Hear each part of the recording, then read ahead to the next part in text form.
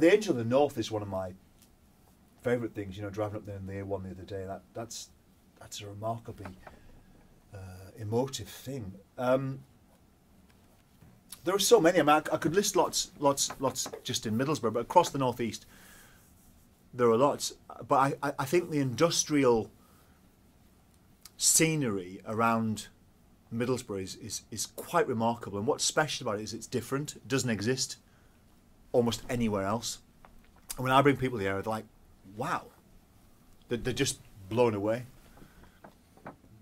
Is there anything, like, talking about sites, is there anything that you sort of see and think, right, now I'm home? Because for me, living in Durham, like, seeing the cathedral is like, now I'm home sort of thing. Yeah. Is there anything like that for you? For me, yeah, for coming from the south, when I was a boy, I was in the Air Force when I was 17. And I would come home on the train sometimes. And I always knew that I was getting home when I was north of York and I'd start to see the Cleveland Hills. So so from the south, I always knew that I wasn't home. That isn't home, but I was nearly home when I could see the Cleveland Hills. Coming from the north, it's when I drive down the A19 and I get to, I guess, past Peterlee before Hartlepool, and you're on a raised bit, and the landscape opens up and you can see the river mouth, and you see the Transporter Bridge, and you see all of the works, and it all looks, I guess, smoggy is the word people use, but it's just quite striking, and it is a view like nowhere else, and that's coming from when I'm driving down from the north. That's when I think that's my home. That's where I'm from. That's really nice. With me writing for the Hartlepool Mail, Yeah. Is there sort of anyone you're involved with down there who you managed to get into helping you with the charity stuff? No, there isn't. It's been a frustration, actually. It's worth you if you want to mention this, because some people in Hartlepool regard Hartlepool as being part of Teesside, and some people in Hartlepool don't. And when we defined the main charity, the Middlesbrough and Teesside Philanthropic, we said, well, where we're going to support. So I said, right, well, we'll define Teesside as everywhere with a TS postcode. So if you've got a TS postcode, you can apply for funding. If you're outside of TS, if you're in Darlington, we want to help you. Not because we don't like you, just we have to draw lines somewhere. So we've supported lots of groups in Hartlepool. And I'm getting a bit of fatigue now, because we're writing lots of cheques, or seemingly lots of cheques, but we've never managed to get any money in from Hartlepool. So we've got lots of businesses from Middlesbrough and Stockton and Redcar getting involved. And we really want to see some leadership shown by some Hartlepool companies that will come forward and say, yeah, we'll stand up and we'll get involved and support this and help you to support and sustain our vital community groups in the Hartlepool area. And they should do it. Do you know why they should do it? One, because it's a nice thing to do, but secondly, because we'll get them lots of publicity. It will help them to get their own personal name and their business name out there in the community, and they'll be seen as leaders and doers. So it's in their interest to do this.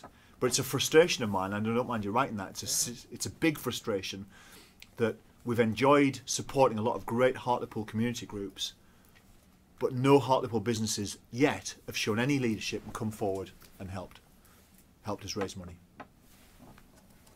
Do you know why that would be? Like, it's probably because nearly everyone that I sit down with and explain what we do and ask for money gives me money, or gives the charity money. Nearly everyone. 9 out of 10, 8.5 out of 10, I would say.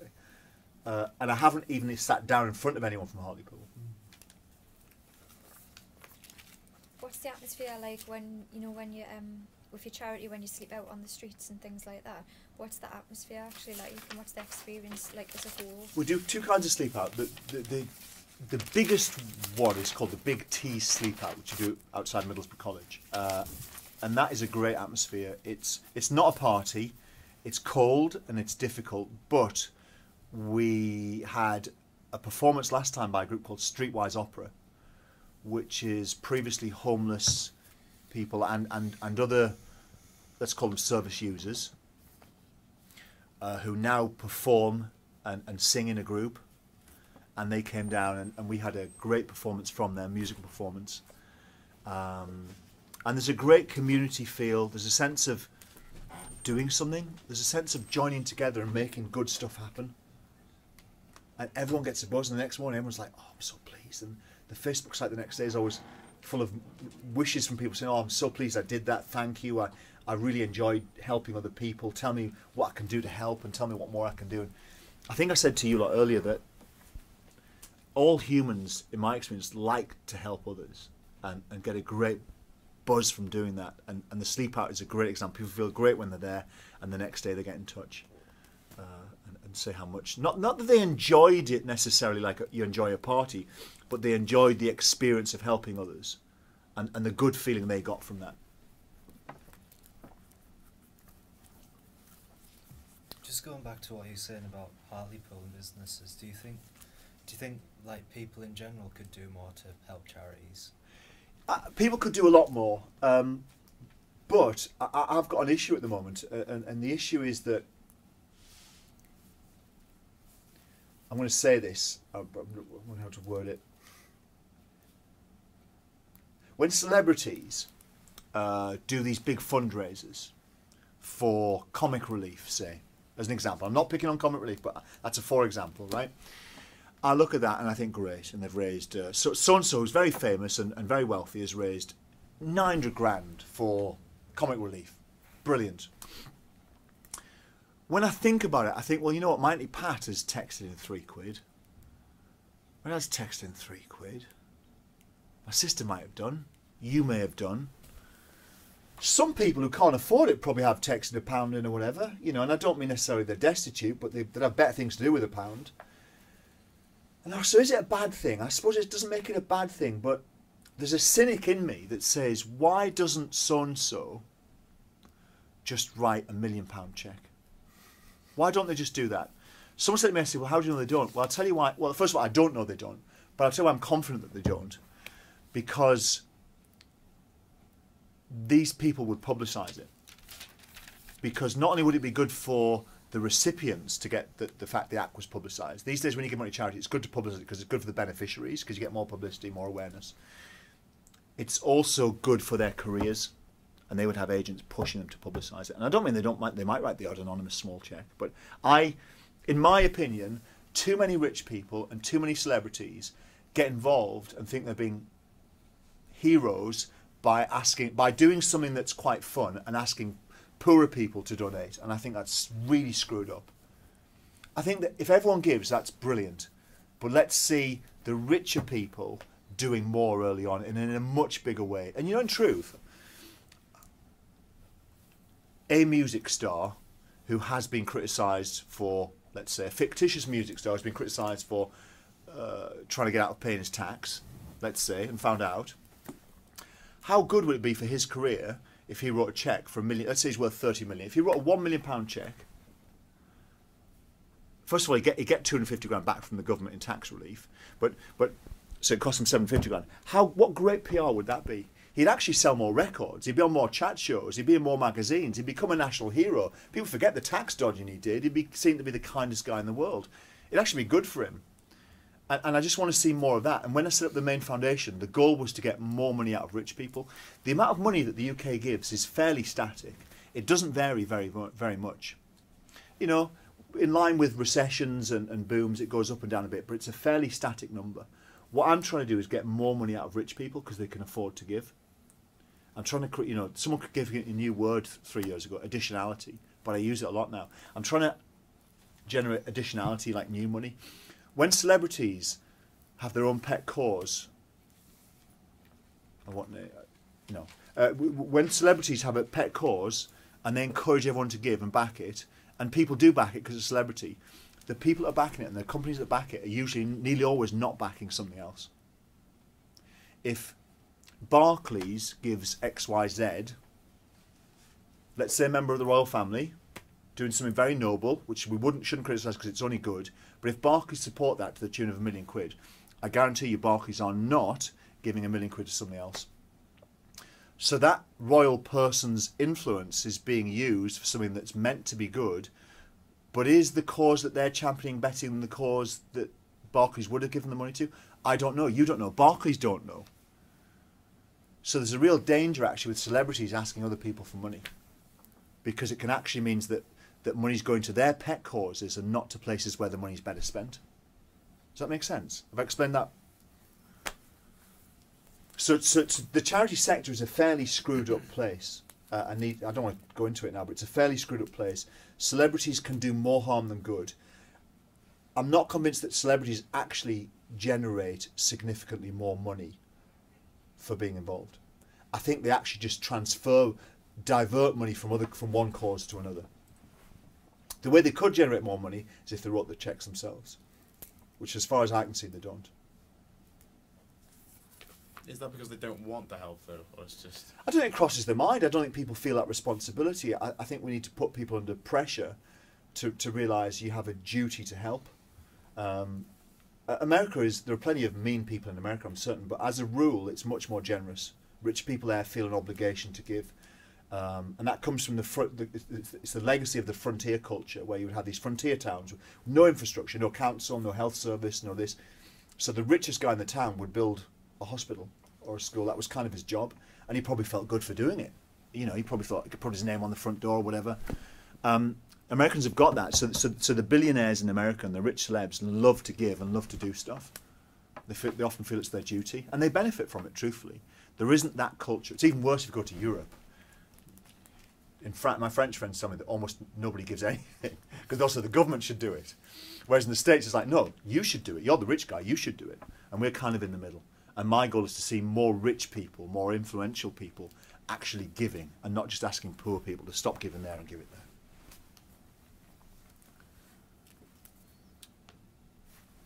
We've got a couple more minutes if there's any final questions. On Twitter again, I saw you said you had a there was somewhere you'd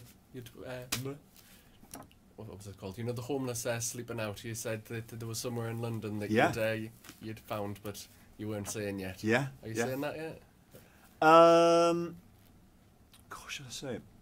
If I tell you, could we just say that it won't be published till I confirm it? Because it's 97% certain. So Wembley Stadium, which I think is a huge coup. Wembley Stadium, unless you're Bruce Springsteen, or I don't know, whatever the equivalent is these days, unless you're a mega star who sells £200 tickets to 45-year-old rockers, you don't get to do events at Wembley Stadium. So for See Your Sleep Out, this little idea that happened in a cafe in Middlesbrough just a year ago, to be going to Wembley is really exciting for me. I'm really thrilled, and I know that when I go and ask people in London to do it, the fact it's at Wembley is going to impress them enough. So I'm really excited about that, and they've agreed it. We're just trying to finalise a date. We want to do it on the 9th of October, going to the 10th, which is World Homelessness Day, but England plays San Marino that night, so we can't do it then. I'm trying to get the Thursday before. They've offered me the Tuesday after, but I want to do a Thursday night if we can. So that's really exciting, because my goal for See Your Sleep Out is that it makes $500,000 to $1 million this year, 1 to 2 million next year, and 2 to 4 million the year after. If we've got Wembley, I think it'll propel us to those financial goals even faster. What sort of people do you have like sort of signed up to do the sleepover for that? Like, I get executives. I'm after anyone who can raise decent money. But sleep outs so far, I get people to raise, not the big T sleep out, but executive sleep outs.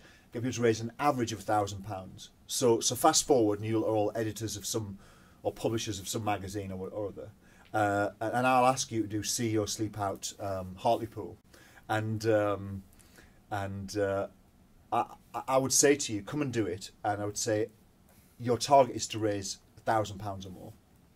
And if you don't, one of you will probably raise 500, and two will raise £1,000, and one will raise £2,000 or £3,000. But on average, it'll get to about £1,000 a head. So I'm after anyone who can raise about £1,000 a head. We call it CEO Sleep Out because it's a catchy name, but there are plenty of people that aren't CEOs.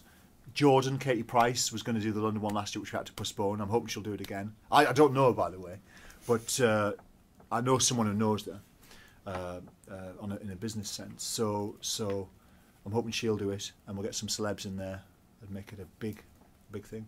But did I tell you that 15% of all the money raised across the UK in See Your Sleep Out comes back to Middlesbrough? Did I tell you that? So that's my motive. Where else does it go to stay in the area? Well, the rest of the money, I mean. So the rest of the money stays where it's raised. So what's in it in Cardiff? 82 people or 83 people sleep at Cardiff Castle next week. The reason they're doing it is because if we raise 70 grand, then 55 of it gets spent in Cardiff on tackling homelessness and poverty there, which is where they live and do business. Okay. So it's a very low. It's a series of local events, but I'm there sort of taking a little slice of all of them, bringing it back up here. Have you been criticised for that at all? Because People ask, but I think I pitched it just right. If I said half, I think that would put people off. If I said 5%, it's hardly worth the bother because it's a lot of work, a lot of stress for me. But 15%, if I can make it a £2 million a year, is 300 grand. If I make it £5 million, there's 750 grand a year. So this is my mission. Is homelessness and addiction something that's closer to your heart than other charities, or?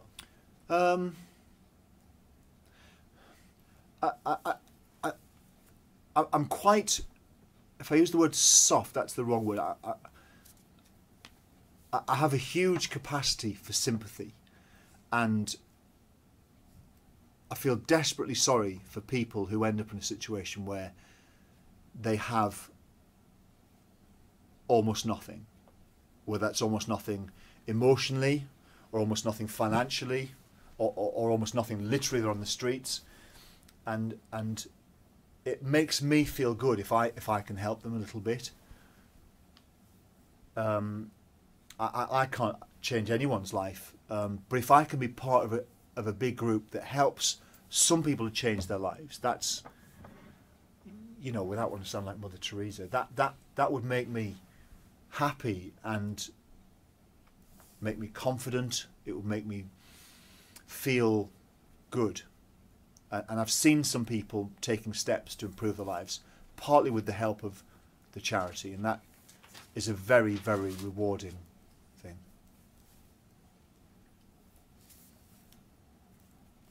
I'm not saying, I want to keep stressing this. I want to keep stressing this. So how would you describe yourself in maybe 3 words? God, that's a good question. I would say... Did you say God there? Oh, right, yeah. 3 words. I would say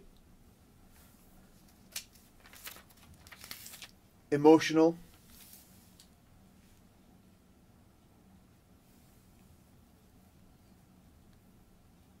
caring,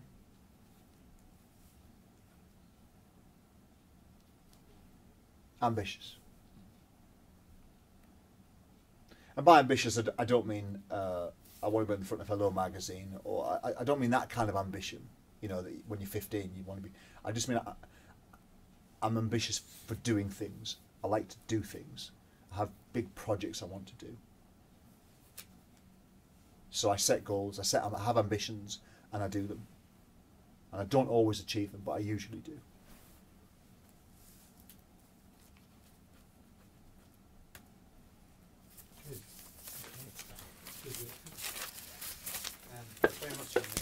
Thank you. Oh, you're welcome. Thanks very much. I hope I wasn't. I felt sometimes I was lecturing. I hope. Oh, no. That's not my intention. I know no more than you do about anything. no, not at all. But well, apart from about me, I know more about me than you. But best kind of interviewee. Would I be able to steal your email address just to get some information about Hartlepool?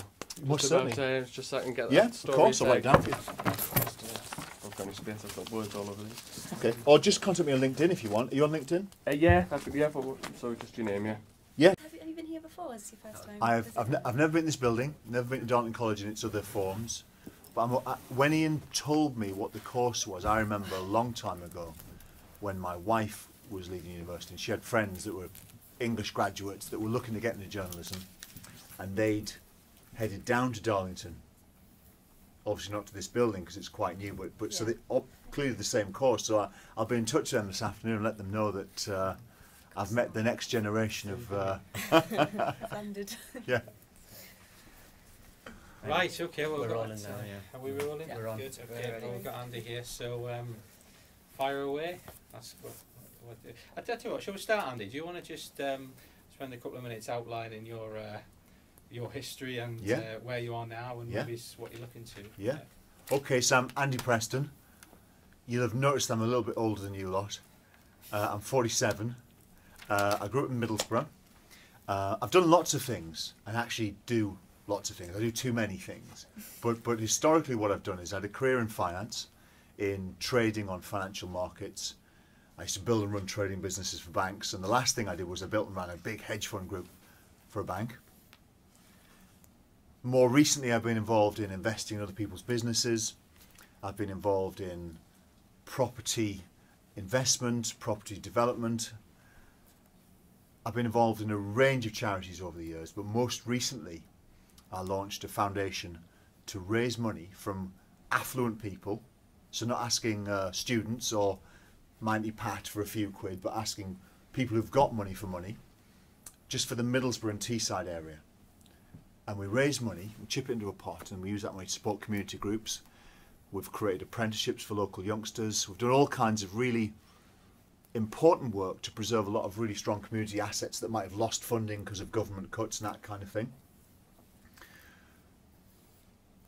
Perhaps most interestingly, what we did was we actually have started with pilot testing a hardship fund for schools. Now, what I learned last year was that some schools take money out of the education budget and buy shoes for kids.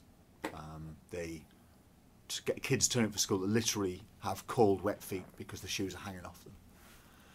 And whether that's the parents' fault or whether it's the government's fault, I don't know. But obviously that doesn't matter who's at fault. When you've got kids turning up with cold, wet feet, you have to do something. So we've created a small fund to give schools enough money to be able to do that a number of times, to buy a set of clothes or a pair of shoes a number of times. We don't want to give them too much money. We don't want to publicise this too much because we don't want parents starting to rely. Some parents might abuse it and start to rely on it, but we're looking to roll that out subtly. So I'm telling you, and I'm happy for you to mention it, but what we won't do is broadcast which schools the money's going to or how much, because we don't want. What happens in life is if you make money available to help people, some people start to rely on it, or even worse, start to abuse it. So that's a really interesting development. Another pilot study that we're doing is I'm working with a credit union to come up with a pot of money so they can actually loan money to people, and they can avoid borrowing money from Wonga, payday lenders, and even worse, you know, some of the loan sharks and the devious local characters that lend money to people who can't afford it. So we're going to do a pilot study and make about 5 small loans to people who can demonstrate they can pay it back, are trustworthy, and we think will pay it back, and hopefully keep them out of the clutches of aggressive and unpleasant lenders. If that works well, then we'll push more money towards it. But it's going to be a pilot study, so a piece of research really, and that's starting in the next few months. So that's really interesting. More recently, I've started a brand new charity called CEO Sleep Out, which is going national. Have you seen that? You're nodding your head. Yeah. Well, that's really, really exciting. I was on the phone just on Monday with Wembley Stadium. They're going to host CEO Sleep Out there. We're going to have 10 to 15 events across the UK. We're going to raise somewhere between £500,000 and £1 million this year to fight poverty in the UK, stock food banks, buy Christmas presents for kids that are unlikely to get stuff, and some other anti-poverty, in particular anti-homelessness measures. Next year I want to raise $1 million to $2 million, and the year after that $2 to $5 million. Now, what's in it for me with that is that 15% of whatever's raised on CEO Sleep Out in every location comes back to Teesside and goes into my main foundation. So if I can create something that makes $3 million a year, 15% of that is 450 grand. So 450 grand would come in every year. So that's a great business model. I've talked too much, haven't I? So you get the feel. I'm very busy. I've got millions of things going on. I'm sorry. So you, fire away. So who are you kind of recruiting to help with the sleep out then? Who are you sort of focusing as the main workforce for that? So good examples in Durham Cricket Club yesterday, Chesley Street, and I assembled a handful of people I know to be the steering committee for CEO Sleep Out Durham and Sunderland, which is taking place at the Riverside Cricket Ground. The initial 5 to 7 people will recruit another 4 or 5 people each. We'll drive the publicity, we'll shape the event, and from there the event will just, what I've learned is that once you've got your 30 or 40 and people start talking about it in business meetings, at dinners, down the pub with mates, then the thing starts to snowball. So that's the model. It's quite an efficient thing. I've now got template emails, I've got template flyers, I've got a process set up for each event. So I've got an executing event in Cardiff next Thursday night. I've got 83 Welsh executives sleeping out at Cardiff Castle. So that's really exciting. And we've got St James's Park, which Ian might go along to, his team. And we've got St James's Park, Riverside Stadium Durham, Riverside Stadium Middlesbrough, meeting Leeds United's chairman on Friday. Got Etihad Stadium Manchester agreed. And I've got a bunch of others bubbling along in the background. So that's how I do it. I'm sorry. No, that's good, that's good. I didn't really answer the question, did I? No, There aren't any staff. It's basically me. My PA does some of the admin, and I recruit other people to sit with me on a committee. And what are the dates? Do you have anything set up like for the Durham one? Or? So World Homelessness Day is the 10th of October. So we want to do all our events, bar Cardiff, on the 10th of October, actually on the 9th. So we start sleeping on the 9th at 8 p.m. and finish on the 10th at 6 a.m. And the only difference that is Cardiff, where the date was agreed a long time ago, and Wembley Stadium said they can't do that night because there's an England match on. England play San Marino that night. So Wembley's a no-go. So we'll do Wembley probably the Thursday before. I'm waiting for a call back to confirm it. And where did the idea for the CEO Sleep Out come from? Well, as part of my main foundation, I wanted to do a sleep out and raise money and raise awareness of homelessness. And I met a guy in a cafe from Middlesbrough, a fellow called Mark McCreevy. And Mark is an interesting character. He's an ex-monk. And he's, well, but he heads up a big foundation called DePaul, a big foundation that tackles homelessness globally. And I mentioned about sleep out. I said, is there a good way or a bad way to do it? Give me some pointers. And he said, well, have you heard of a thing called CEO Sleep Out in Australia? I said, no. So he told me about it. So I called this guy the next morning, Bernie Fionn. I had a Skype call with Bernie Fionn. And I said, do you mind if I take the name and the idea? It's quite different over there, actually. And they've rebranded there into Vinny's Sleep Out. But that's where the thought came from, actually. I was talking to people last week, and I was saying to them, meet as many people as you can, share ideas, because from ideas, incredible things happen. About meeting people. You know, they call it networking these days, but that's a piece of jargon to describe meeting people, isn't it? And so from that meeting in a cafe, he said, have you thought of CEO Sleep Out? I called the guy in Australia, and this whole thing's mushrooming now, and I've got 83 people in Wales sleeping out next Thursday night, just on the back of this meeting with the next monk in a cafe in Middlesbrough. You're obviously a successful businessman. Why do you want to? What interests you in all this sort of charity work? Why would you want to? Because I'm guessing a lot of businessmen, right, just keep the money to themselves and make a lot of money. Right. Why do you want to help? Well, I think that almost everybody wants to help other people. I think almost everybody. I think whether you're rich or not, I think the biggest barrier to helping other people is usually a combination of your own time and someone giving you a simple way to do it. Certainly when I've gone out and met people that we might consider to be rich and asked them to help, they've almost always said yes. But I've gone to them with a really simple solution and said, do you want to help people? Yes. Will you consider doing this? Yes. Okay, here's this, this and this. Will you sign it? And they say yes. It's about giving people a really simple proposition. Yeah. Does that make sense? Especially Yeah, it resonates, so it's locally. So we're always appealing to people locally. So whether it's going to be Durham or whether it's going to be Cardiff, it's saying the money raised is going to stay here and fight poverty where you live and where you do business. So it matters to you. And what I say to people as well, I say that I hope you care about people who've got less than you, but even if you don't, it's still in your interest to help them, because a better community is a safer community and a more prosperous community. So even if it's only for selfish reasons, help those who've got less than you, because it's good for you. Does that make sense? Yeah. But I think there's an image of rich people that they're very selfish, and I don't count myself as rich and I don't count myself as successful, but I think it's true to say that they are possibly more generous in spirit. People who make money are usually very open-minded, interested people who go out in the world and actually want to listen and learn and do things. So I find them to be very generous in spirit. But what they often don't have is a vehicle whereby they can actually give and do things. And they're always short of time. Do you have any big names on board at the moment, or big companies? We have, I mean, all the big local companies pretty much get involved with my main foundation. The ones that don't, actually, I'll tell you who they are. It's the ones that don't really care. So it's the ones like what they're called now, SSI, the big steelmaker. They don't care. They're a Thai company. They don't care about what happens in Dormanstown or Billingham or Thornaby. But say Wilton Group or A.V. Dawson do, they've got big huge sheds by the river and employ people from Billingham and Thornaby and Dormanstown, so they care.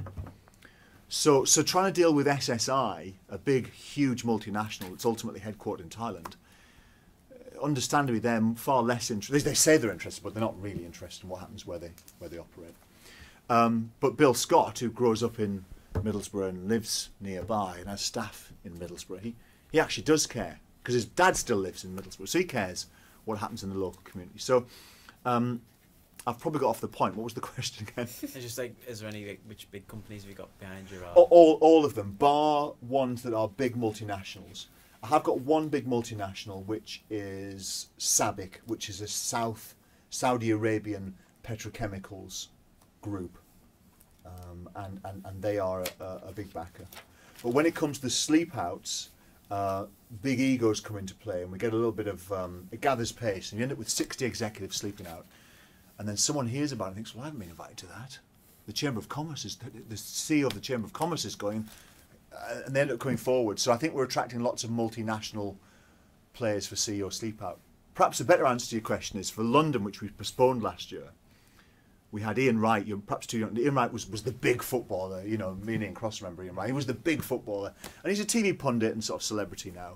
Very nice guy. He's not a friend of mine, but he's a friend of a friend, and he agreed to do it. And just on the day we cancelled it, we had Jordan, Katie Price, agreed to do it, which is fantastic. And I'm hoping that she'll do it again, because nothing gets attention more than celebrity. Rightly or wrongly, probably wrongly, humans really care about celebrity, so the press really cares about celebrity. So if we can get a celebrity, if we can get Katie Price outside Wembley to launch the event a month before, we will be in all of the papers. And so, obviously, with what you're doing, you kind of deal with a lot of vulnerable people, like Yeah. homeless and things. And so, have you had like kind of one moment of kind of clarity where you realise it's the most rewarding time, or that kind of moment? I have lots. I mean, listen, I feel really emotional right now, so I need to sort of be careful what I say and what I think. 'Cause, I think it's true that you see and feel that. I see and feel that an awful lot.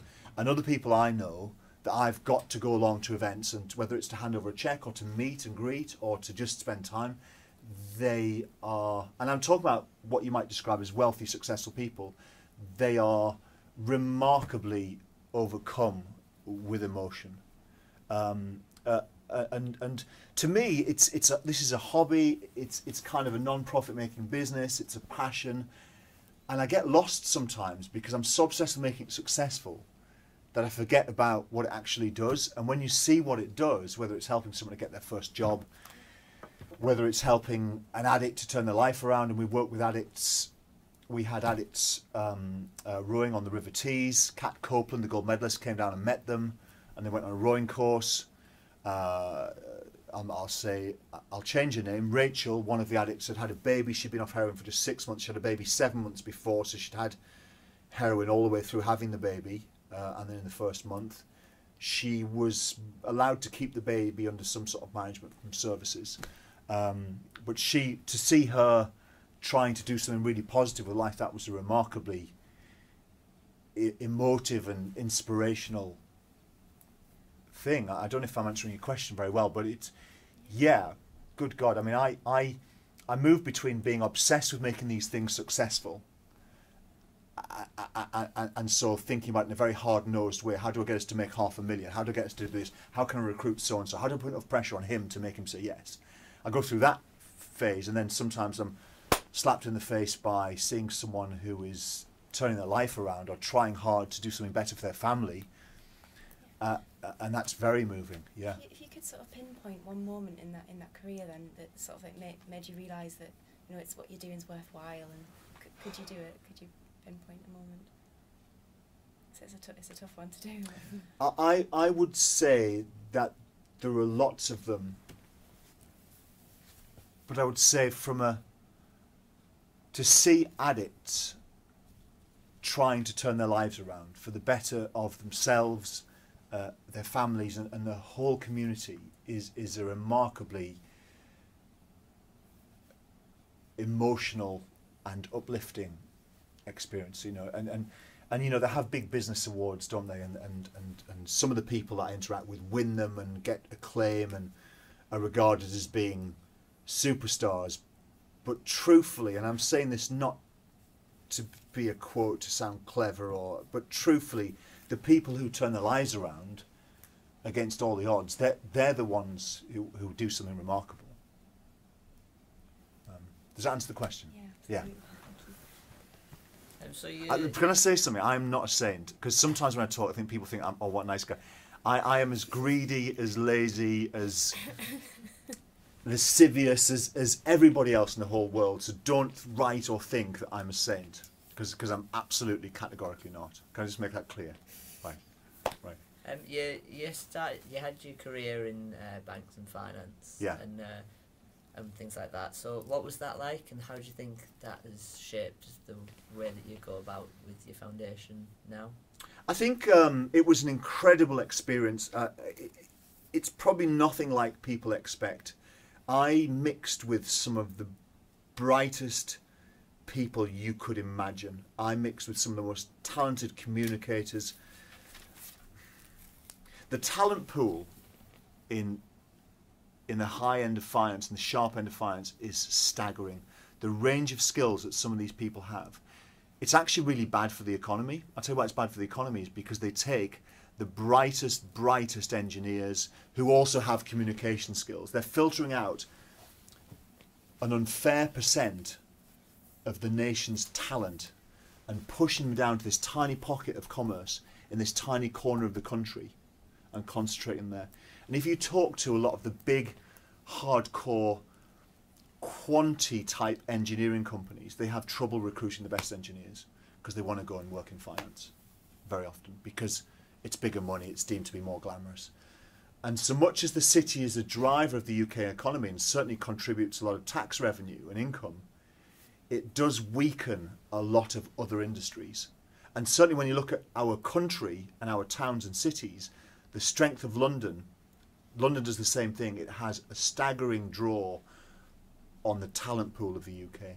And that doesn't mean there aren't incredibly talented people in Darlington or Sunderland or Carlisle or Edinburgh, because there are, but a disproportionate number of the really talented people end up in London because it's an imbalanced country and that's where all the commercial activity is. So London, far from being a contributor to the UK economy, which it looks like it is in black and white on paper, it's actually a drag on the UK economy. It's certainly a drag on the rest of the UK. Does that answer the question? You asked it. First part. The first part. What did I look? I think I mixed with incredibly inspirational people that were confident, and I think I learned to be a lot more confident. I think I learned that some people just go and do stuff, and it doesn't matter about being embarrassed. And there's something I instill in my lads now. I've got 2 lads, 9 and 5. There are worse things in life than being embarrassed and blushing a bit. Just go and do it anyway. You know, when I'm dying, I think the last thing I'm going to worry about is that day I felt a bit embarrassed, or the last day everyone laughed at me. That's the last thing I'm going to worry about. I'm going to go, I wish I'd done this. I wish I'd done that for someone. I wish I'd talked to so and so more. So I learned to go and do things. I learned to copy confidence. I learned to copy a degree of entitlement, saying, if they're allowed to do that, I'm allowed to do that. Does that make sense? Mm-hmm. Can I ask you about running for mayor?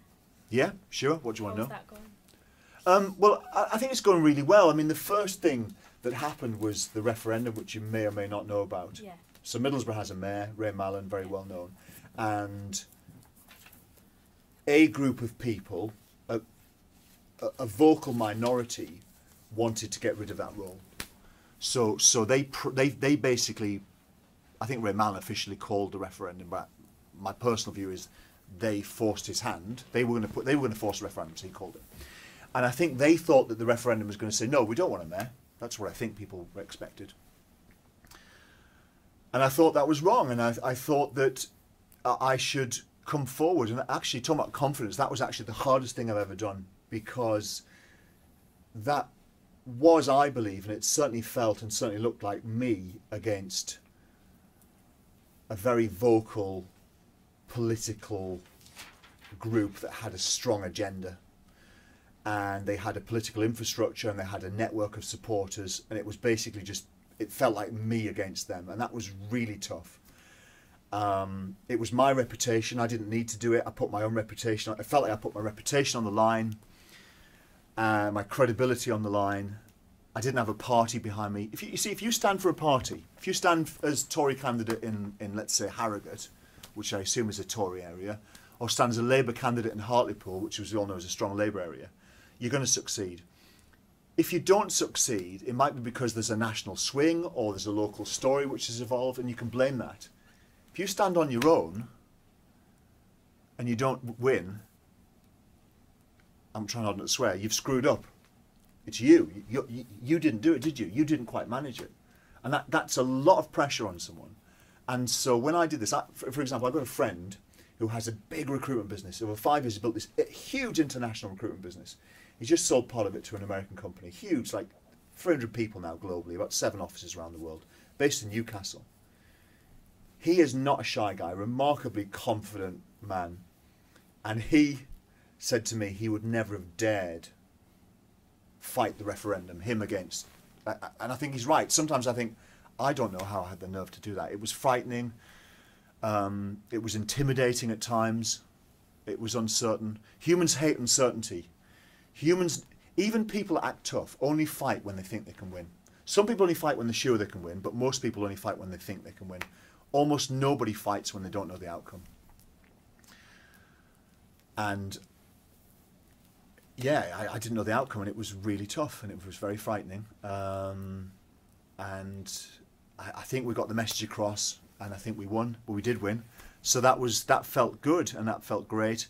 Running for mayor now is a similar story. I think it's likely to, who knows who will stand and who won't, but it will certainly be at least me against the mainstream political parties.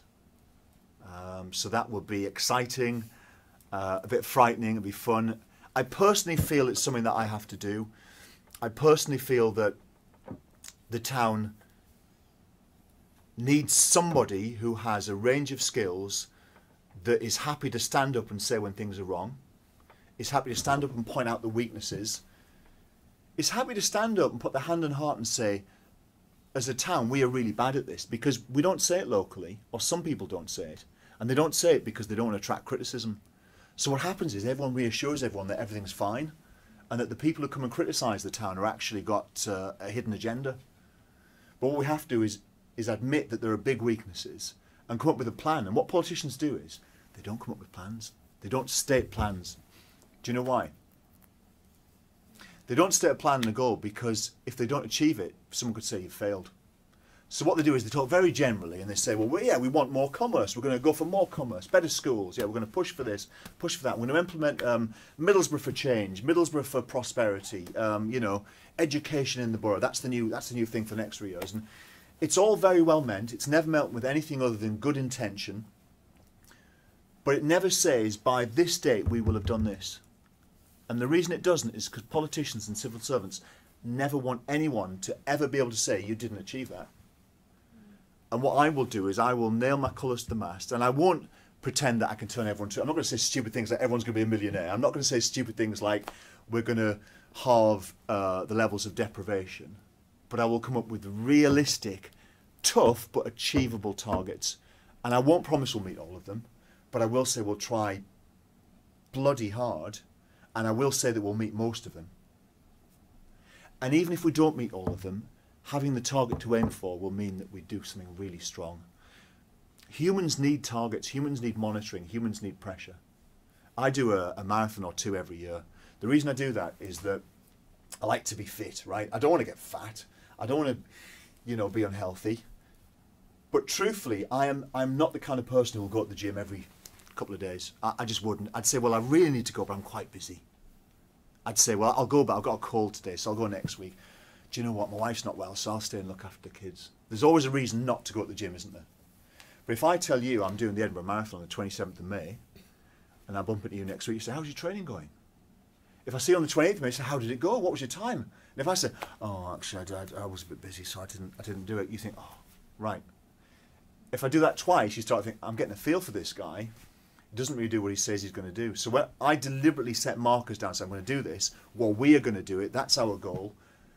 And we don't always achieve it, but do you know what? We nearly always achieve the goal. Because it's pressure, and people are scrutinising you. What would you say is the, do you have like a particular policy that's very kind of controversial or difficult to achieve that, you know, in a deadline by which you want to? I think the controversial bit is going to be pointing out the weaknesses, pointing out the failings.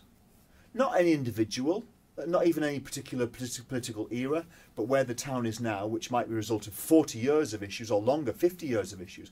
Middlesbrough's issues actually partly go back more than 100 years, and they go back to the boom in population. And it's not a coincidence. It has very similar levels of deprivation, social issues, crime, unemployment to places like Liverpool and Glasgow, because it has a very similar history. So I don't want to turn this into a history lesson, but there are historical reasons that partly explain why Middlesbrough struggles. But they're not a barrier to Middlesbrough changing and being a lot better than it is right now. But what I won't do right now is I won't name a particular policy. Education will be a massive focus. Middlesbrough has had generally weak schools forever and a day. They're still generally weak, and there doesn't appear. Ofsted recently wrote to Middlesbrough Council, not to a school. I want to stress this. They didn't write to a school and say you're rubbish. They wrote to the council and said, we came to see you because we're not happy with what you do with your schools. We asked you to do this, that and the other, and it hasn't happened. Why haven't you got a credible plan to deal with this and this? So Middlesbrough Council it's in the relegation zone as far as Ofsted's concerned. And we need to talk about that. And I'm not going to criticise a civil servant who heads that department. I'm not going to criticise a councillor. I'm not going to criticise the mayor, because it's not about finger pointing. It's saying that it's not working and we need change. What's your view on this thing about kind of the London abandoning the North East? You know, how do you feel about that? Tell me what you mean. Well, there's been a lot of things in the press about kind of David Cameron neglecting, you know, the North East, not kind of building kind of railway lines to our sector and things, and cutting us off. I mean, do you think that's fair? I don't. You know what, I don't. I think the government could do more. I think, truthfully, central government is pretty sick of spending money and seeing the same old levels of deprivation, the same old levels of unemployment, the same old underperforming schools. More money is really welcome, and I would definitely lobby for more money. But what I would do is I'd say, this is our project, and this is why it's different this time, and we want this money from you to do this. And if we achieve that result, we want even more money. But in the past, there is a 20, 50, probably 100-year track record of money being spent and not getting the results necessary. Now, there have been some awful cuts which are affecting people terribly. And so this isn't a comment on the cuts, right, categorically. But what I'm saying is that the answer for the North East isn't more central government money. The answer for the North East is to have more people that start businesses, more people that start businesses being able to grow them effectively and employ people, better schools, better confidence of individuals, better confidence of towns, better confidence of companies, and genuinely becoming something to shout about. I sometimes think that the North East has, I don't even want to talk about the North East, because I don't want to talk about Newcastle or Berwick or Durham, because I'm not qualified and it's not my role in life. But I'll talk about, say, Teesside. Teesside has huge assets. It has a huge number of strengths. But the biggest barrier to it improving is people expect mediocrity at best. We champion mediocrity. When something's achieving national levels or slightly above national levels, we seem to get all excited about it. And what we need is things to stand out as beacons. And actually, the biggest single barrier to that happening, it's not more money from government, it's having individuals that are confident and inspired, and making sure that the best graduates don't leave the area, that some of them stay and start businesses. There's an opportunity in Middlesbrough to create a really vibrant technology hub. If you listen to the PR, it's already there. It's not. there is the potential for a technology hub. There is a, let's use the word nascent technology hub in Middlesbrough. It could be infinitely more successful, ambitious and dynamic than it already is. And the biggest single barrier is the confidence of the institutions and the potential entrepreneurs. And that's what's going to drive, like, big employers are going to come and go, and there's almost nothing you can do. If it suits their business model, they come to Teesside, and if it doesn't suit the business model anymore, they go somewhere else. That's the world has always been like that. But local people starting businesses, that's what the future of the world is about. This isn't a Middlesbrough issue, it's not a North East. The world is going to be about starting your own business, being your own boss. People will be responsible for their own brand on social media and their own boss, being their own boss. Very few people will be employed by newspapers. Some people will be retained as self-employed writers for a variety of publications. That's the way, you know, your industry is going to some extent. And that's the same across the whole of the world in all sectors.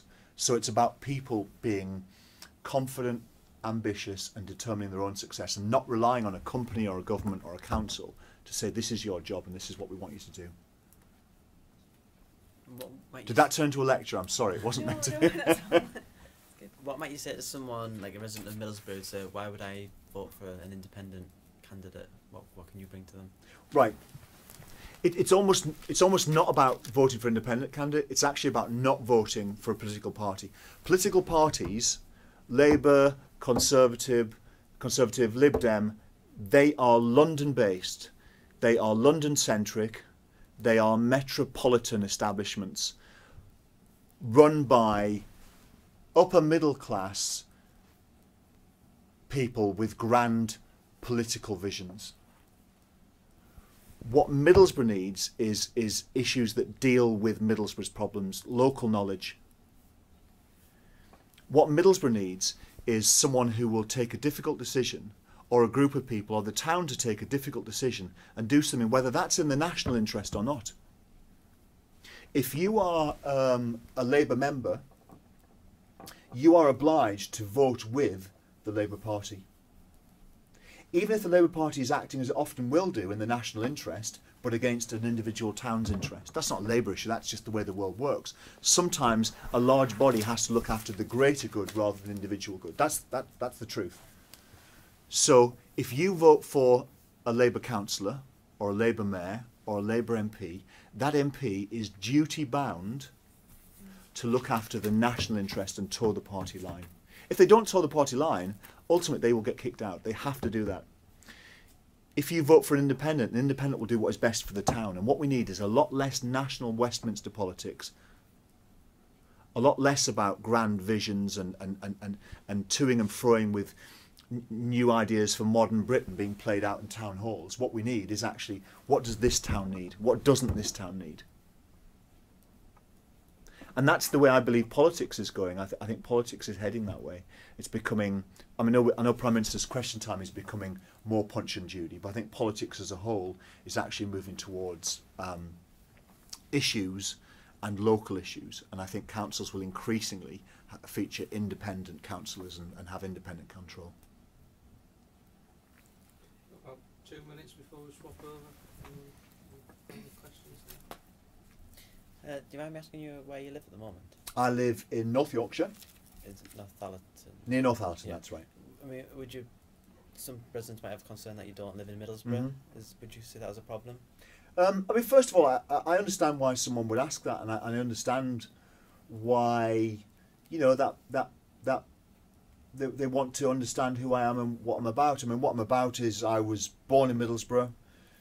My family lived in Middlesbrough for generations. I went to school in Middlesbrough. I left Middlesbrough because I couldn't get a job when I was 17. I came back to Middlesbrough. I started a charity. I've started 2 charities. I've started lots of businesses. I've invested in other businesses. I think I've done a lot of good for the town. And I think there was a character who wrote a letter to the Gazette the other week saying, I don't know why Andy Preston's writing letters to the Gazette. He doesn't even live here. Well, he's entitled to that opinion, but whether it's me or somebody else, I would rather listen to someone who is a stakeholder, has a genuine passion for what happens there and honestly cares what goes on, than someone who happens to live there, has never been anywhere else and just happens to live there. Just because you live in North Ormsby, that doesn't qualify you to decide what's best for Middlesbrough. Doesn't mean you should have, you know, right over what goes on there. What we need are people who have the knowledge, the skills, and the genuine passion to make Middlesbrough a better place. Ultimately, if someone said to me, "Are you going to move to Middlesbrough?" the answer is actually yes. What I probably won't do is I probably won't sell my family home and take kids out of school. But what I think I would have to do is have a base in the town, rent a flat, and be there a lot of the time. I'm there a lot of the time anyway. 8 till 6, I'm there most days. But when I'm going to have late meetings, when I'm going to have early meetings, when I'm going to have dinners to negotiate and try and attract and win business for the town, then I'll be staying over. So I'll be spending an increasing amount of time then, and to that extent, I'll be living there. But I've no qualms anyone asking me now where I live, and I understand why that might look a little odd. I don't think it's odd. I think what's odd is that there's a tiny minority of people who would rather see someone from the town who's not qualified do the job, who happens to live there. Does that make sense? Yeah.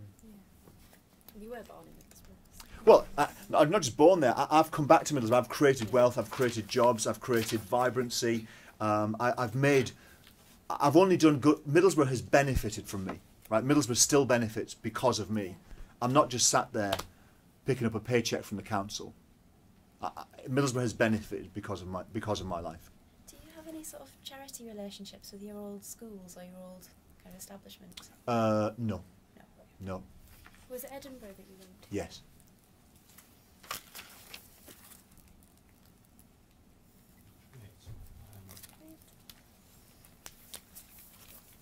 Well done.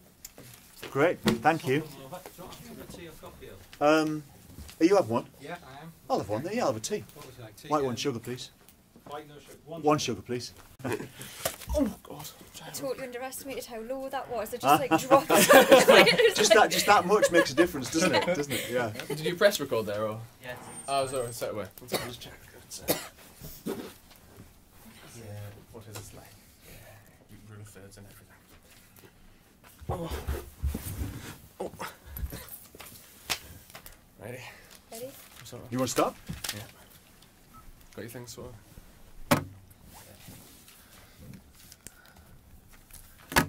Yeah. So what was it that sparked you into the idea of like a philanthropic society? What was the spark behind that? I don't know if it was a single spark. I tell you the history is that I grew up as a strong Catholic. I wouldn't say I'm a particularly religious person, but I grew up not just going to church. I was an altar boy. You know, my friends were altar boys. We were kind of like in an environment where being charitable was just expected. We were no saints, you know. I could tell you some of the tricks we used to get up to, but another time. But we grew up with the idea that being charitable was good. My parents gave money and made sacrifices to help others. I was brought up with that idea that was really important. I think then you end up a bit older and a bit busier, and you know, you sort of as a young adult you move away from that sense of helping others because I guess you don't have a lot of money, you don't have any time, and you're just busy with a lot of other exciting things. And as I got older, I got involved with a few other things, and in fact I was asked to become a patron of a big international children's charity called ARC. I got involved with that, and that reignited, maybe that was the spark, and I've used that phrase, reignite, that reignited that interest. It felt good to be doing something. It felt good to, I suppose it sounds really strange, it felt good to write a cheque. And I wrote some, don't quote, please don't quote this in a way that makes me sound big-headed, because it's not meant to be. It's meant to be illustrative, but I started writing them quite big cheques, and that felt really nice. That actually made me feel good. I didn't give money that I couldn't afford, but I gave money I wrote bigger cheques than I ever imagined that I would actually ever write for a charity, and that felt really, really, really good. And what I learned is I learned the power of giving. I learned how much it actually benefits the giver. On the same subject, a man called John Nixon, who's got a history of philanthropy, wrote a book recently called Giving is Good for You, and he came to talk to me, and I was featured in the book actually. And the gist of that book is about people should give their time and their money, and it actually benefits them. People get a lot out of it. So I'm kind of getting off the point with your question here, but I got back into charity that way, and then when I started doing more and more, and I wanted to start this foundation in Middlesbrough for a few different reasons. And when that started to get going, and I saw the power of it, I saw how great people felt about being involved. So I would go and recruit some business figures to write checks essentially, and to get involved. And I saw how happy and delighted they were to be writing a check and feeling involved. So I think that was another really important thing, is seeing the reaction of other people. And then I was explaining to the people earlier, seeing the impact of that and seeing how it doesn't change lives, but it helps to change lives. We've worked with lots of groups, but in particular we've worked to help fund and boost the probability that addicts will recover and go on to improve their lives. Some of them have kids, some have very young kids, improve the life of their kids, possibly improve the lives of their grandparents, improve the lives of their brothers and sisters, improve the lives of their community. And I said to the last group is that we give big business people big awards, and that's good, you know, and that's great, isn't it? But these people don't deserve anything compared to some of, and I said this last group, I'll get very emotional in a minute, so I have to be very careful how I word this so I don't get too emotional. But when you see somebody turn their life around, and I changed the name to Rachel, but a very young woman who had a baby, she was a recovering heroin addict, had the baby born as an addict, both of them, her and the baby were born addicted, and to see her with her partner, who perhaps predictably is also a recovering addict, to see them fighting to improve their own lives for themselves, the benefit of their child, and the benefit of the whole community, because we all benefit, right, with fewer addicts when people have meaningful lives, aren't getting into trouble, aren't a drain on social services, get jobs, pay tax. That's great for everyone, isn't it? I always say you can do these things for two reasons. You can help people because you're kind, or you can help people because you're selfish. It almost doesn't matter, because it's actually, you can do it for selfish reasons. It's in your interest that we have a community of engaged, hard-working, tax-paying people. And the more people we can make engaged and tax-paying, the better. And it's worth me and other people investing some of our time and some of our money to increase the numbers of engagement and increase the number of taxpayers. I don't think I've answered your question, but you get the gist of it. Yeah. Was it always going to be Middlesbrough that you were going to do this in? Because you were working in London, weren't you? Yeah. Well, I was involved. I said earlier, didn't I? I was involved with a big international philanthropic group called ARC, and that was probably the single spark. But yeah, it was. I care about what happens in. I'm going to pick on Plymouth. I care about what happens in Plymouth, but not that much. You know what I mean? If Plymouth's got terrible unemployment, that's not good. But I'm not going to lose sleep over it. I am bothered if Middlesbrough's got the worst unemployment.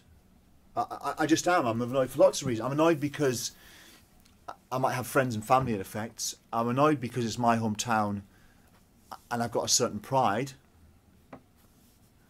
So it matters much more to me what happens in Middlesbrough than what happens in Sunderland or Carlisle or Edinburgh.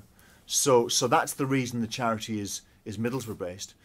And my CEO Sleep Out charity, which I don't know if you know about, but that's a new charity which gets business people to sleep outdoors to raise money to fight poverty. And that's going to be, in my opinion, a big national charity this year with 10 to 15 events, and a much bigger national charity next year. My reason for doing that is not because I care massively about Cardiff. I wish Cardiff all the best, but I don't care that much about it. But 15% of whatever Cardiff raises in its sleep out comes back to Middlesbrough. So I've got this business model, which I think is quite clever, and that I organise these events. If I can make a national event, a national sleep out day that makes 3 million quid, 15%, which is 450 grand, comes back to Middlesbrough.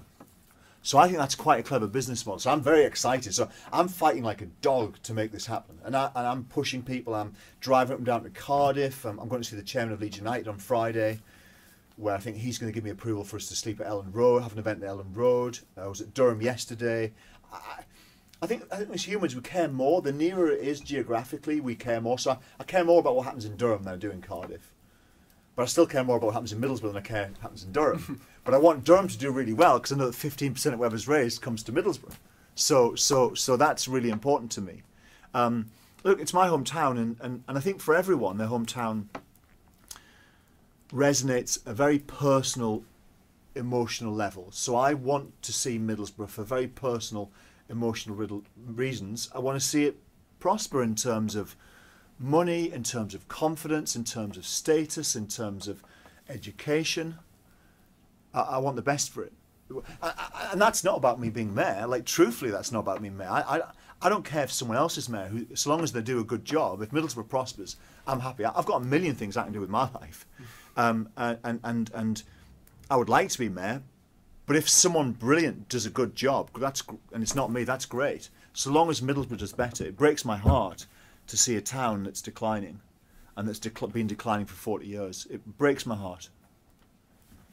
And I talk to people, I talk to friends who live there, I talk to family who live there, and yeah, it's like having a family member who's not well, you know, and it's just being confronted with that is tough. Middlesbrough's not going to disappear next year. It's not on the brink of collapse. That's not what I'm trying to get across.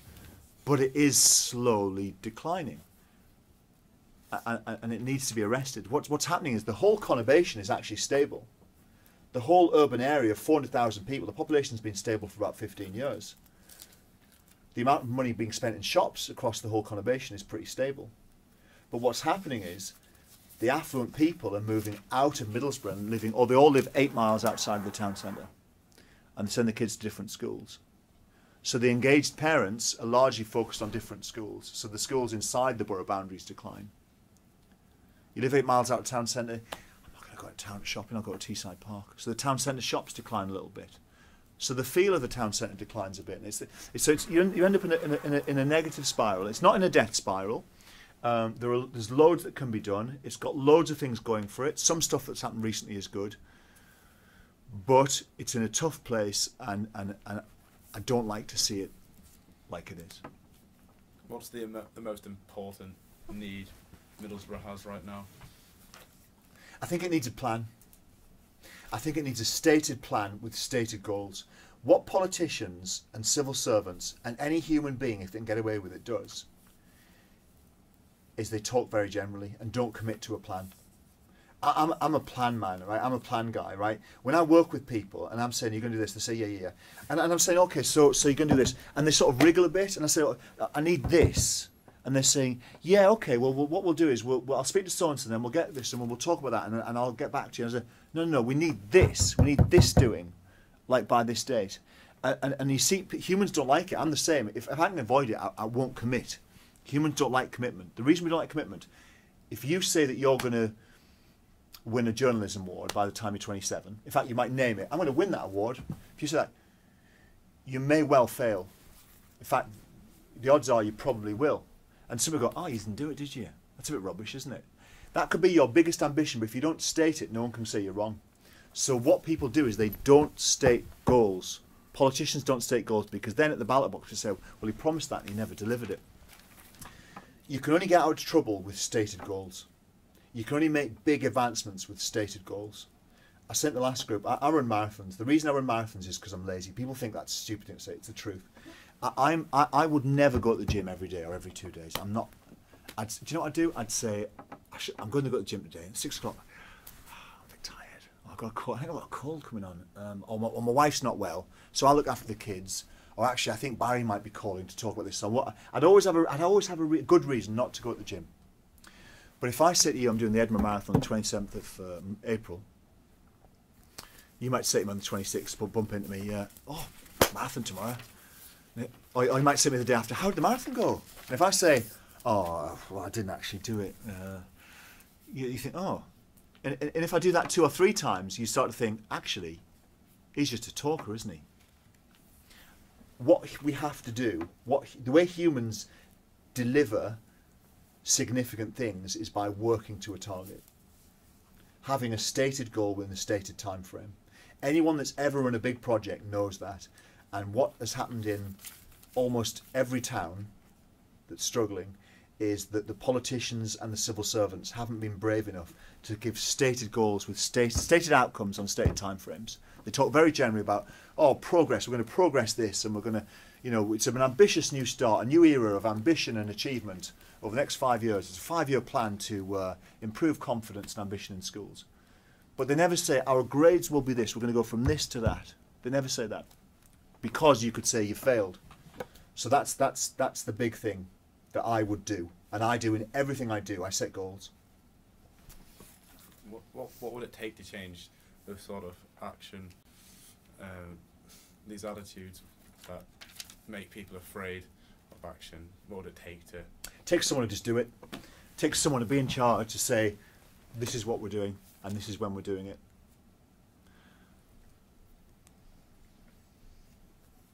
Is that something which you've done throughout business and throughout your entire life? Sort of had plans where you've said, I want to make this much by this time? Yeah, I have, and I haven't always achieved them, but I usually do.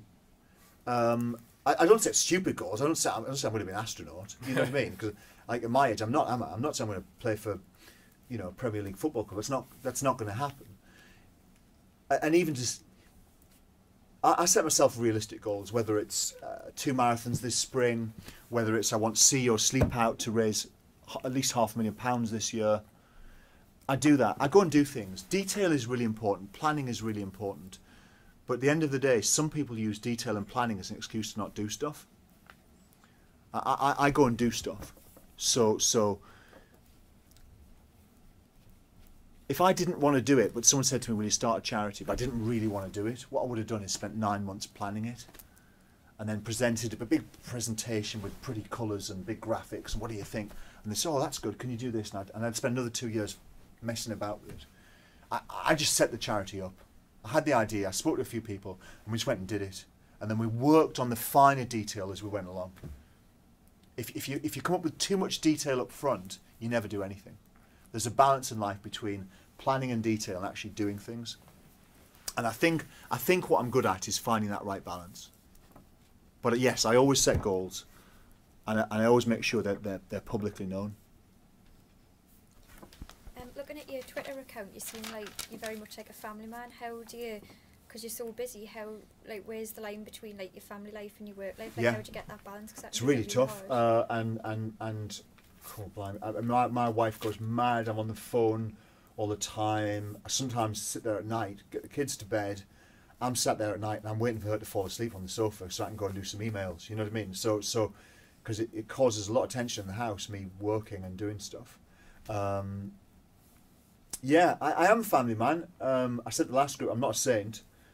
So what I'm worried about is people holding me up to be some kind of, because I do a lot of work with charity, because I'm, you know, I'm not a particularly religious person, but I have supported some religious groups and let's rephrase that. I've supported some religious causes, some charities that churches back. People think that maybe I'm a saint, and I want to make it absolutely crystal clear that I am as greedy, as selfish, as lazy, as lascivious as every human. The older you get, you realise everyone's the same, and I'm just the same. So I'm no saint. But yeah, I've got 2 young kids, and it is really hard to find the balance. and I probably, well, I certainly should do a bit less work and spend a bit more time with the kids. My wife always says to me, one day you're going to die, whenever that is. Are you really going to lie? I think, I wish I'd sent a few more emails. My wife always says that to me. It's probably a good lesson for all of us, isn't it? Not anti-email, but about prioritising your life. Yeah. Do you think there's a juxtaposition between sort of big business and charity, and are you sort of trying to bridge that gap, would you say? Or? I think in some people's minds there is a bridge, a gap that needs bridging. I don't think there is. I said the last group, I I grew up in a working class environment. I mix with all kinds of people. Some of the people I mix with at all levels would surprise you, and I think I can honestly say that I think there's a perception that big business people aren't as interested in helping others as say the regular person in the street. If anything, I would say, well, first of all, I would say I think that everybody wants to help other people. Everyone I've ever met, to some extent, wants to help others. I've never met anyone that was purely malevolent. I've only ever met people that want to help others, to varying extents. But I can say that the following is true, that in my experience, the people that have been very successful in business tend to be very warm, very open-minded, very energetic, very interested. And notice I didn't use the word interesting. I said interested. They're interested in other people. They ask questions. They want to know. So who are you? And where do you live? And what do you do then? And they like to engage with the world around them. And that openness of mind is a sort of generous spirit. And I see that generous spirit often translate into generous doing. Not always, but I think it does. So I think if anything, there is a slightly greater propensity towards being generous with time and resources amongst the rich. And I know what people are going to say. People say, well, they can be generous with their resources because they've got more. But I mean proportionately. I would also say that often people want to give, they want to do things, they want to help, but they don't really have the time, and no one presents them with a simple way of doing it. So if someone comes along on the right day and says, do you know what, I can help you make a real difference to your community, and this is what we'll do, and it's dead simple, I need a cheque for £4,000 and I need this, this and this. In my experience, they nearly always say yes. Nearly always. So I think often it's just that they've got busy, complicated lives. They get bombarded with requests and no one ever goes to them and sits down and gives them a really simple option. Talking about the North East in general, what is your favourite places across the North East? Like, if you could just say, like, a few. Like, do you know what? I mean, obviously, I'm massively biased. So I have to say that beyond any doubt, and certainly anyone disagrees with me is stupid. Is Middlesbrough is the best place in the world, and without any irony. I actually like Newcastle a lot. I think Newcastle has gone from being a tough, fairly small-minded, fairly down-at-heel city into a bigger, ambitious, vibrant, confident place. I've seen that happen in particularly the last 10 years, but in my lifetime that's happened. I would have said, if going back, I'm 47, and I would have said when I was 17, my educated guess is that Newcastle is about twice the size of Middlesbrough. Whichever way you measure it, whether you measure the council area or the conurbation, it's about twice the size. I would say, right, when I was about 17, it probably had about 4 to 5 times the commercial activity. So it's retail and it's business activities are probably 4 or 5 times the size of Middlesbrough. Right now, it's probably 20 times the size, and that probably says two things: something about Middlesbrough and something about Newcastle. But looking at the positive, Newcastle has prospered. There's a confidence, there's a vibrancy. You got Newcastle, and it seems to have far more young, energetic people walking around with a spring in their step who are going out there to do interesting things. And I don't mean it doesn't have its challenges. Newcastle has deprivation, it has this, it has that. I'm not pretending for a second that it doesn't. But Newcastle is a place I enjoy visiting, and I feel a little bit inspired when I go there and I see the changes that have happened. It's not Shangri-La, you know what I mean? I don't want to be, you know, it really isn't. But I having seen where it's come from, I find what's happening in Newcastle very inspirational. If you could, like, use one. Durham is the most beautiful place I know. Yeah. Durham is the most beautiful place I know. I think Durham is hugely underrated. I had dinner with somebody from Durham who now lives near me, and he's very proud of Durham, but I was selling Durham to him. Durham to me is one of the few places in the world that all of the world's billionaires are going to want to own a part of at some point. Durham is something you can't rebuild Durham City. You can build, You can vastly improve Middlesbrough town centre. You can improve Newcastle city centre. You can't change Durham city centre. It's of limited size. It's of limited scale. You're not allowed to change anything, and the rich people are going to start buying into it. That's what's going to happen. If you could use one word to like just describe the North East in general, like just one word, how would you describe it then? Just sum it up in one word. Truthfully, do you know, I would say disparate. I actually think that there's often I think it's a myth that the North East is one place with one culture, one accent, one vision, one voice, and it just absolutely isn't. There's a myth about that. At a trivial level, you could talk about football, but I'm not talking about football. I'm talking about economies. Newcastle's economy and what is happening in Newcastle's economy, and the cultural change that's going on in the centre of Newcastle and the inner suburbs, the demographic change in the inner suburbs, which have gone from being fairly proud, poshish areas to being places where very wealthy, successful people live. There is no comparison. Sorry, Sunderland, but there is no comparison between Newcastle and Sunderland. They are a world apart. And I'm not saying nasty things about Sunderland. I'm just saying what's happened to Newcastle. Sunderland and Newcastle have nothing in common, in my opinion. I think to outsiders they sound the same. They have different interests. They have different levels of commercial activity. Governments patch areas together, right? Liverpool and Manchester don't really have that much in common. Swansea and Cardiff. See, if Cardiff does well, you can argue that Swansea does well. If Manchester does well, you could argue Liverpool does well. If Newcastle does well, you can argue that Sunderland does well. But you can also argue that it doesn't. You can also argue that it sucks life out. When you've got a relationship with a bigger, stronger neighbour, and the neighbour gets more rich and more powerful, much as the Labour Party and the last Labour government, who I was a backer of, so it benefits all the towns around, it can do, but it's normally only in a commuter sense. It doesn't really actually help the local shops, the local theatre, the local culture. Because Newcastle is just becoming a stronger and stronger cultural centre. So the rest of Tyneside is gaining something on their doorstep, but they're losing their own town centres.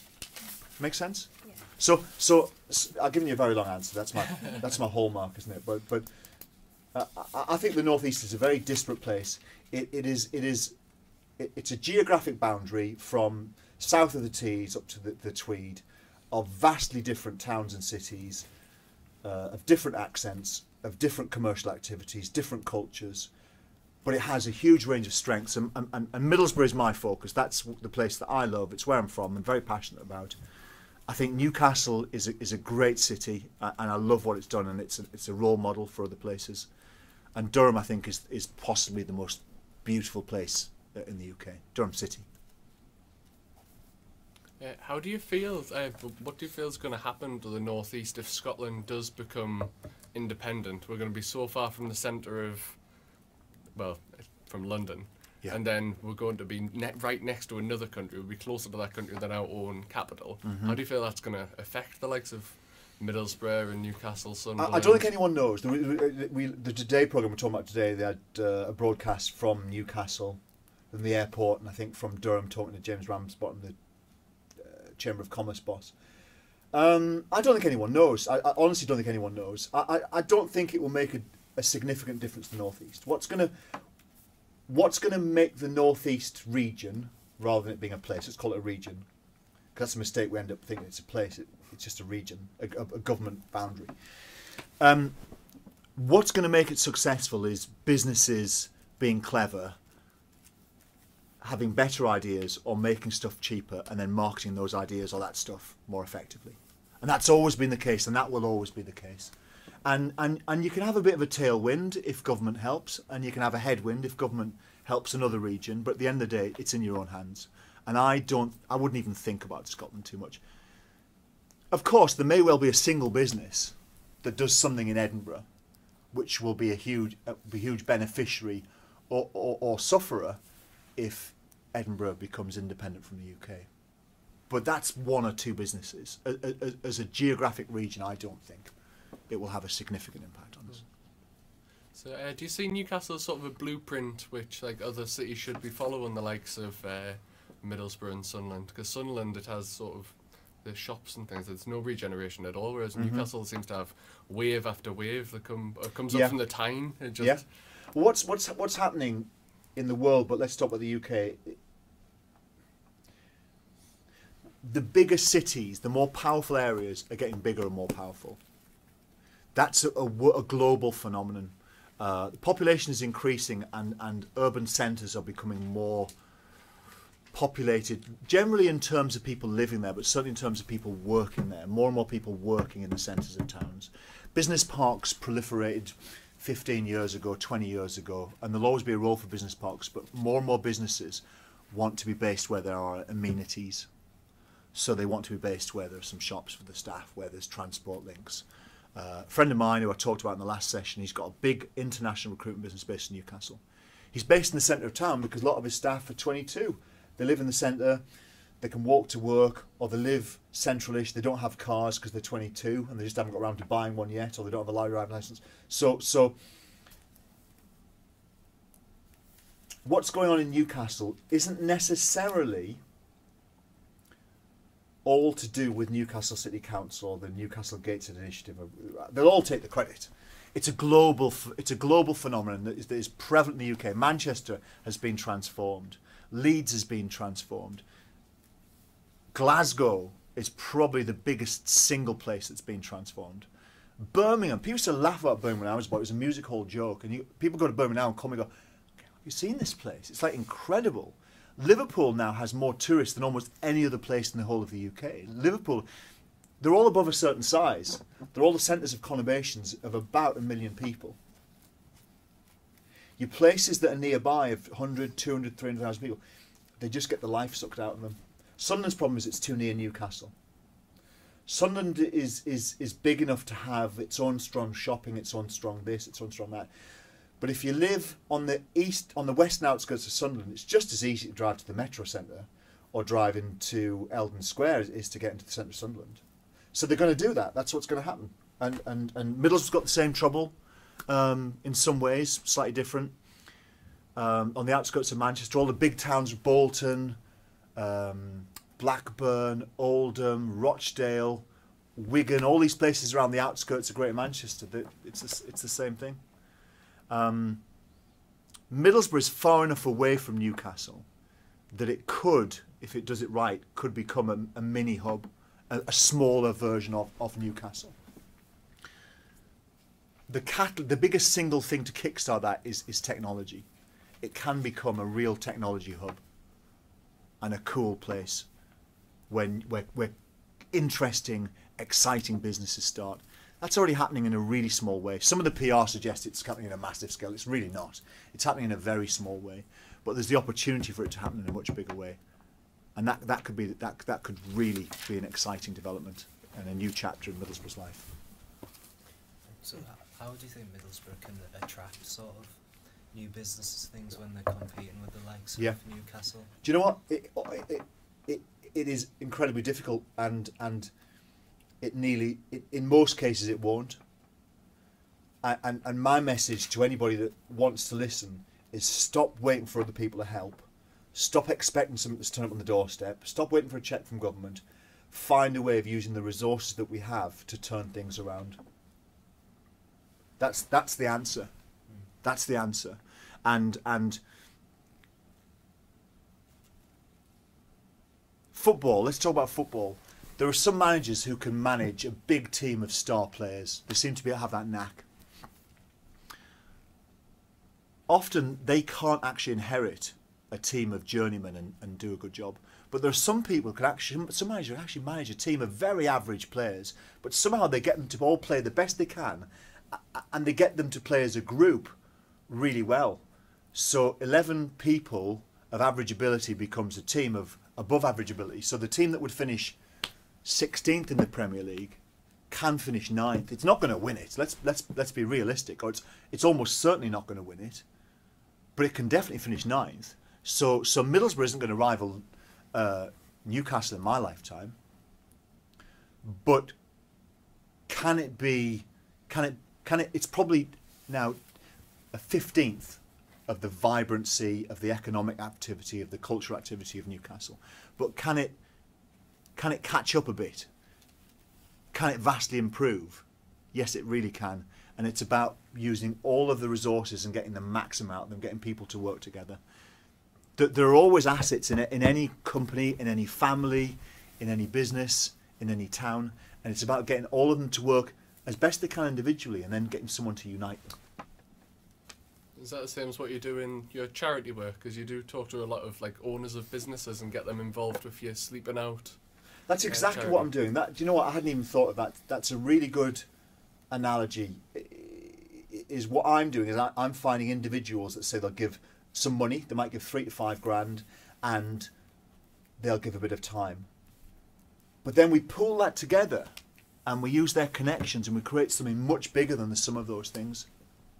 Create much more activity, much more enthusiasm, much more goodwill. What's your view of Darlington in general? Like, do you like the area? What do you think that's got any history? I think Darlington is a lovely town. I think people who live here often put it down, and I think that Darlington is changing. Darlington is becoming a little bit more upmarket. If you live here and spend all your time here, you don't notice it. I come to Darlington twice a year, and I notice it when I come. There's a boutique hotel, or there's this. The feel of Darlington is changing a little bit. Don't get me wrong, I'm not saying Darlington is or will ever be a Harrogate, right, in terms of affluence or shops or restaurants or hotels. But I think Darlington is improving, and I think it's a place that people like living in the centre. What places need is they need affluent, ambitious people to live in the centre. Without that, you're screwed. And Newcastle is getting that with the inner suburbs and with the quayside developments. Edinburgh has always had that, because Edinburgh is the centre of Edinburgh is a World Heritage Site. You have to be wealthy to live in the centre. London now, you have to be super wealthy to live in the centre. Middlesbrough, an issue is that there is a very one-dimensional demographic that lives in the centre, and it's basically students and people who can't afford to live elsewhere. I'm not saying they shouldn't live there, but we need a much broader demographic to change the feel of the town, and the shops would benefit, and everyone would feel very differently about the centre of town. And the first thing that needs to be done in Middlesbrough is to start to change the centre of town. When I talk about the technology businesses, that's really what I'm talking about. That's really just the technology thing is just a vehicle to improve the centre of town, to get more ambitious, energetic, intelligent young people in town doing stuff in the shops, in the bars, in the restaurants. It's going to sound silly. You said on your Twitter account that you like good wine. Is it red or white? Either. I think I've got there. I love fish and chips. I change it every now and then, but I like fish and chips. And this isn't going to sound very good, but I'm going to say it anyway. My favourite things when I go to London, I go to Harrods, and there's a food hall, and you get fish and chips in Harrods in the food hall, and they serve Pullini Montrachet, which is one of the best white wines in the world. So I'll have a fish and chips and a Pullini Montrachet, and it's like, to me, on my own, like half an hour on my own to do that's when the world stops, and it's just like, I feel great. I really enjoy that. It's a chance to just sit there and think about what I'm doing next, what I've done before. I tend to live at a very fast pace, and often don't get time to think about what I'm doing next and what I should be doing. And when I sit there, like something you would choose, like if you just want to like relax and forget for a while, you would go to Harrods and have like the fish and chips. If I'd a teletransport and half an hour now, as soon as we finished, I would hit the button and I'd go there. Yeah. Do you think sort of the perception that Northerners have of themselves, like say, oh, it's all grim up north and stuff, do you think that's really unhelpful? I think if what you're talking about is confidence, I think it's really unhelpful. I think low confidence exists everywhere. Middlesbrough, Newcastle, Darlington, they aren't so different from anywhere in the UK, but sometimes there's just a greater prevalence of some of the bad things here. Oxford's got big deprivation issues, but on a much smaller scale to Middlesbrough. So Oxford and Middlesbrough are very different, but they're not as different as people think. It's not like everyone in Oxford has got a PhD and is loaded, and everyone in Middlesbrough's left school at 11 and is skint, because neither of those things are true. There are just fewer. There are more educated, affluent people in Oxford than there are in Middlesbrough. So there are fewer confident people as individuals in our towns in the northeast. There's less municipal confidence at a council level, despite what they say. There's less confidence at a business level. And as that improves, everything else will improve. It's a bit of chicken and egg. Sometimes as things improve, your confidence grows. But actually, I don't think things are going to improve as much as they need until the confidence grows. So we've got to find a way of just making ourselves more confident. I learned to be confident. I don't think I was an especially confident younger person. I don't think. I think by mixing, you know, when I went to university, and for the first time in my life, I met people from Eton and Harrow. And once you get over the fact they've got funny accents, you realise how nice they were, how confident they were. And they go and do stuff. You know, they would run the Modern Art Society at university. They'd run the boxing club. And if there wasn't a boxing club, they'd start one. And they just had that sort of sense of, I'll do this, I'll do that. And it was an easy, it wasn't a chippy, begrudging confidence, angry confidence. It was just a general sort of, yeah, I can do that. And I think I learned, and perhaps deliberately copied that. And I think that as individuals, we'll all benefit from that. As families and businesses will benefit from that. But as towns, the next thing is the town will start to feel more confident. So you think as an organised we do have like a lot to be, you know, to be proud of, like take a pride in returns? And there's always stuff to be proud of, and I think the first thing, I don't want to turn this into a self-help group, I'm not anti-Robbins, but we should be proud of ourselves. But being proud of yourself means you should be proud of something, so go and do stuff, you know? Go and volunteer, get fit, you know, run a half marathon, help a charity, be nice to your neighbours, and then feel good. And was it in this group or the last group? And a man called John Nixon wrote a book called Giving is Good for You. Doing things like that is really good for you. And I think one of the ways it's good for you, it makes you feel good about yourself, which improves your confidence. When you're confident, people react to you differently. They like you more. People like confident people. And you'll find that doors open and opportunities arise. Newcastle is on the verge of being in a virtuous circle where it's becoming more affluent, more prosperous, so it becomes more confident. So because it's more confident, it becomes more affluent, more prosperous. The opposite can work as well. That's what's been going on in central London for 30 years, Newcastle for the last 10 years. Confidence is very, very important, and confidence can be the biggest catalyst for regeneration of individuals and towns. But I'd warn against false confidence. Not arrogance, not people saying, oh, bollocks to you lot, I'm fine, we don't need them. That's just silly. That's just posturing. I think when I was younger, I probably acted a bit like that. And it's not really confidence, it's actually a lack of confidence. Confidence is a quiet, self-satisfied feeling of well-being. It's not a chippy, angry, cross thing. what do you think are the best sites in the northeast then? Sites, Yeah. visual sites. Yeah. Again, Durham. I think Durham is, you know, from the train, is breathtaking. I think the industrial architecture around Teesside is incredible. It's obviously very different to the history of Durham City. I think the bridges across the Tyne, whether you're viewing them from, you know, say the Baltic, or whether you're viewing them from you know, the Redheugh Bridge or something like that, that's a remarkable sight. There are so many.